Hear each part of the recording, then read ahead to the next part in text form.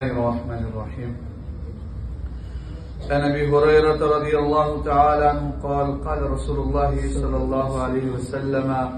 اذا دخل شهر رمضان فتحت ابواب السماء وفي روايه فتحت ابواب الجنه وغلقت ابواب جهنم وسلسلت الشياطين وفي روايه فتحت ابواب الرحمه متفق عليه. حضرت ابو ہریرہ رضی اللہ تعالیٰ عنہ سے مروی فرماتے کہ رسول اللہ صلی اللہ علیہ وسلم نے فرمایا جب رمضان کے مہینے کا وقت داخل ہو جاتے ہیں، رمضان کا مہینہ داخل ہو جاتا ہے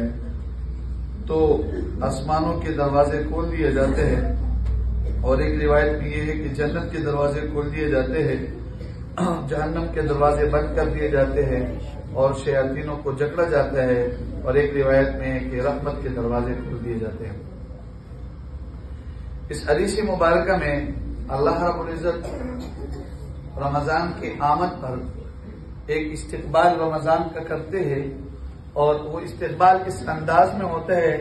کہ اللہ پاک آسمانوں کے دروازے کھول دیتے ہیں۔ قاضی عیاض مالکی رحمۃ اللہ علیہ اس جملے کا مطلب حقیقی معنی میں لیتے ہیں کہ حقیقی طور پر آسمانوں کے دروازے کھول دیے جاتے ہیں، اور حقیقی طور پر جنت کے دروازے کھول دیے جاتے ہیں، اور حقیقی طور پر جہنم کے دروازے بند کر دیے جاتے ہیں۔ بعض محدثین حضرات نے اس کا مجازی معنی مراد دیا کہ آسمانوں کے دروازے کھولنے سے مراد رحمت کا عام ہونا، اللہ پاک کی رحمت عام ہو جاتی ہے، اور نیکیوں کا عام ہونا یہ عام ہو جاتا ہے۔ فتحت ابواب الجنہ، جنت کے دروازے کھول دیے جاتے ہیں۔ یہ کنایہ ہے اس بات سے کہ جنت میں داخلہ آسان ہو جاتا ہے، یعنی انسان ایسے عمل کر لیتا ہے کہ ان عمل سے جنت میں داخلہ آسان ہو جاتے ہیں، اور جہنم کے دروازے بند کر دیے جاتے ہیں اور شیاطینوں کو جکڑا جاتا ہے۔ یہ شیاطین حقیقی معنوں میں یا جکڑے جاتے ہیں جو بڑے بڑے سرکش شیاطین ہوتے ہیں، جو چھوٹے چھوٹے جو شیاطین ہوتے ہیں وہ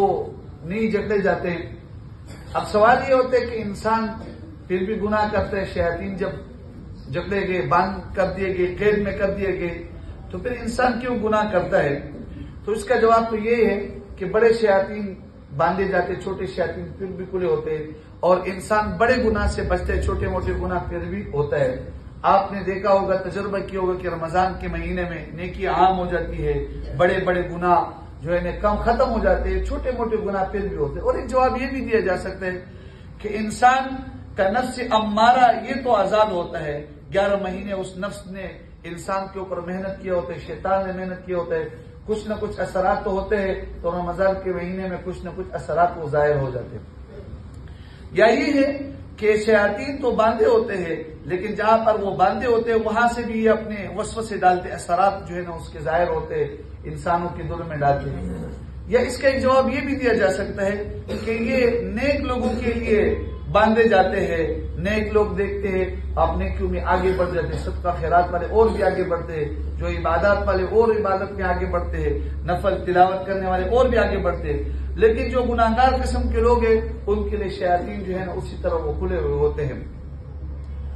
فتحت ابواب الرحمہ، رحمت کے دروازے کھولے جاتے ہیں۔ آپ دیکھتے ہو ہر جگہ پر انسان جو ہے نیکی کی طرف راغب ہوتا ہے، اللہ کی رحمتیں برستی رہتی ہے۔ وعن سہل بن سعد رضی اللہ تعالی قال قال رسول اللہ صلی اللہ علیہ وسلم فی الجنة 8 ابواب منها باب يسمى الریان لا يدخله الا الصائمون متفق علیہ۔ سہل بن سعد سعدی فرماتے ہیں، یہ انصاری صحابی ہے، وہ فرماتے کہ رسول اللہ صلی اللہ علیہ وسلم نے فرمایا جنت کے 8 دروازے ہیں، اور اس میں سے ایک دروازے کا نام ریان ہے، اس میں سے صرف روزے دار داخل ہو سکتے ہیں۔ جنت کے 8 دروازے اور جہنم کے